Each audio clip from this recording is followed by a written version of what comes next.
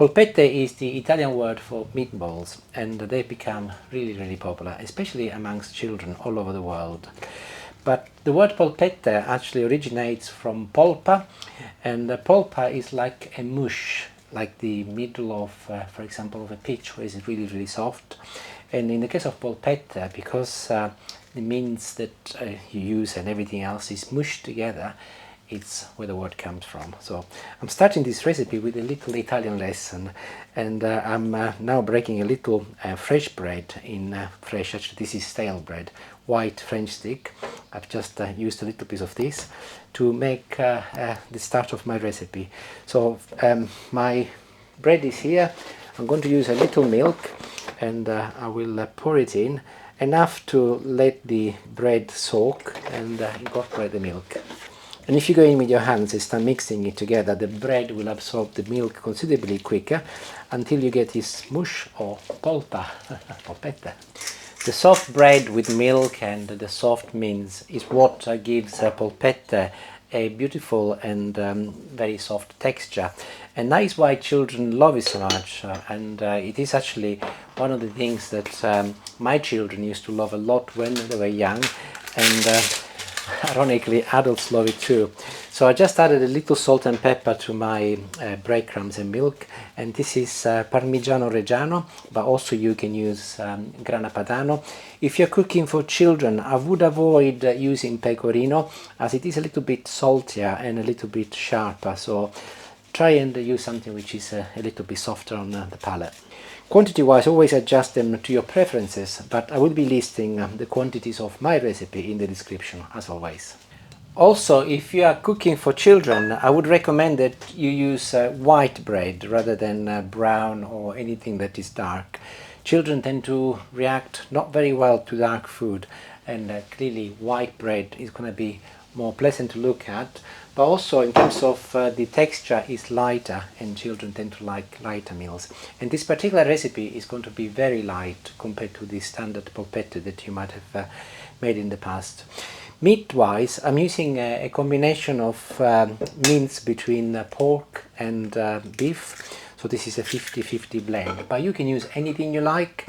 You can use just pork mince, or you can just use beef mince or lamb, or even poultry, turkey or chicken. If you use turkey or chicken, it's even lighter because obviously there is less fat content.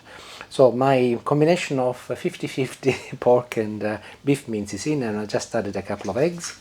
And again, this is very optional, and if you've got children you might want to check with them, but I always had a medium-sized clove of garlic in my polpetta mix. So, but I will also make sure that it's properly mashed so that it distributes evenly. And my last addition before I mix everything together is parsley. This is parsley which I keep in my freezer.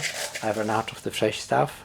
So again, quantity is entirely up to you, but I am very generous because I think it adds beautiful color, but also the flavor. Oh, it's amazing. So I'll go and put this back in the freezer. And by all means use a spoon if you wish, but I think that when you're making polpetta you have to use your hands. It's something that gives you a considerably better finish, and you're able to mix all of the ingredients properly together. And I'll mix it together until I get a uniform paste. But if you take a look at my mix, it's a little bit too liquidy, so I'm going to wash my hands and I'll show you what I do to correct it. A lot of cooking channels would have skipped this process, and they would have gone straight in making the polpette and not tell you. I think that is fundamentally wrong. I am making a video because I'm sharing with you my passion for cooking, and I want you to have a good experience. And if I don't tell you that I've made a mistake and I go straight into the polpette making next, and you'll end up with a substandard product, you're not going to have a great experience. It's not because you will be blaming me, it's just because that's not what TortellinoTime is about. So I just added 4 teaspoons of dry breadcrumbs to my mix, and it's beginning to be a little bit more difficult for me to mix now.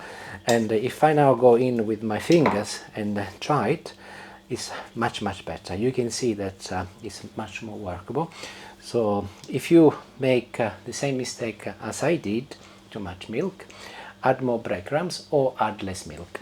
This is the sort of recipe you can make any time of the year, of course, but in the spring or the summer, like now, it's even more suitable, as these are light and they also can be quite refreshing, and you can eat them cold. And you'll have gathered by now that I am targeting children with this recipe today. So I will be posting this recipe in my Young Ones playlist, which is packed with recipes suitable for children. And because I'm making it specifically for children, I'm now chopping some cheddar in little pieces, and this will go in the middle of my polpetta. Of course, this is a step that you can skip if you don't want to do it, or I would recommend that you leave it in, as it is a delicious thing to do and adults will love it too. And let's make some polpetta next. And if you want to make them all of the same size, use an ice cream scoop, one of those, and I'll show you what I do. Very simple, as you will expect. So I'll fill the spoon with my mix. I'll get out one portion so that they're all the same size, and I'll make a little indentation with my finger. I'll go and find a piece of cheese, it goes in the middle, and I'll close it, and I'll make a polpetta. I told you it was very simple.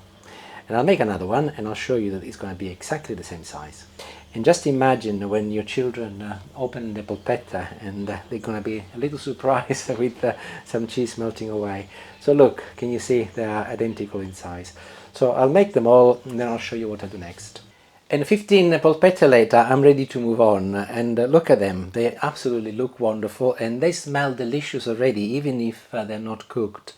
So at this point you've got different options. You can just pop in the oven as they are, with a little olive oil on top of some baking paper, temperature 180 degrees for about 20 minutes, and they will be delicious. I'm sure that you've done them before like that.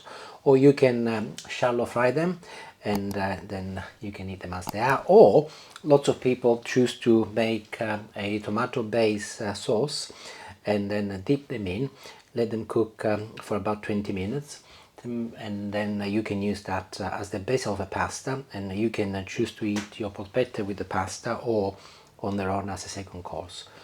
Or you can do what I'm going to do today. This is actually a different type of recipe that maybe some of you have not seen before. Something that actually my mum used to make for us children in the summer months, for the very reason, because it's lighter and also it can be consumed warm rather than hot, and it's a bit refreshing. So at the moment, having made my 15 polpetta, I'm rolling them in some plain flour so that they are properly coated. You can see what I'm doing. It's just very quickly, and because they are moist, obviously you don't need anything else. The flour gets attached to the polpetta very easily. A few cloves of garlic. You can choose to remove the skin or leave it. It doesn't really matter. In my case, I'll leave it, and I will gently crush them using the blade of my knife, so that they release a little bit more flavor. But I will not be chopping this because I don't want the garlic to take over. Frying pan or saucepan, olive oil goes at the base. Do add enough to make sure that you got good coverage, followed by my garlic. And I'll start adding my polpetta. I will not wait for the oil to reach temperature. I don't think is necessary for this recipe. So just place them inside one by one. But the temperature of my hob is on maximum, so it will not take long. Actually, they're beginning to sizzle already. I'm now turning the temperature down on medium, and I'll turn them around once they're browned up and they're cooked throughout. Within a couple of minutes, you'll get this beautiful golden crust. Can you see? Look. So I'm just turning them around so that I make sure that all of the sides are the same. And what is going to be making this recipe incredibly tasty and light is the lemon. So if you're making the same quantities as I am, one lemon is enough. So I'll just squeeze the juice of one lemon out first. And I will be adding this to the polpetta towards the end, once they are all of a similar color and cooked, alongside a little water. And here we go, they're nearly done, and as I mentioned, a little lemon first, followed by a similar amount in water. And leave them to cook now for a further couple of minutes, and during this time the lemon and the water will be absorbing some of the flour, and you will end up with this beautiful cream. And they're all done, so remember, ensure that they are brown up all over and they are cooked through. And mine are. Also, I've added a little bit more parsley on top, and they've been cooling down for about 10 minutes, otherwise they'll be too hot. I'm going to try this one, as there is cheese oozing everywhere, and I suspect it's ready to be eaten. So let's have a look on the inside first. There you go, look. They look absolutely wonderful, and I'm sure that you might have tried this before, but I never gave enough of it. It's such a lovely thing to do. They're superb, honestly, so delicious, and the lemon, it's a lovely addition. I'm just going to dip it in the lemon, as I've actually just cooked them, and that will enhance the flavour even a little bit more. Honestly, they are beautiful. The garlic you can remove if you want, or leave it. I'll leave mine. And if you make this for your children, they're definitely going to love you forever. Arrivederci, grazie, and buon appetito.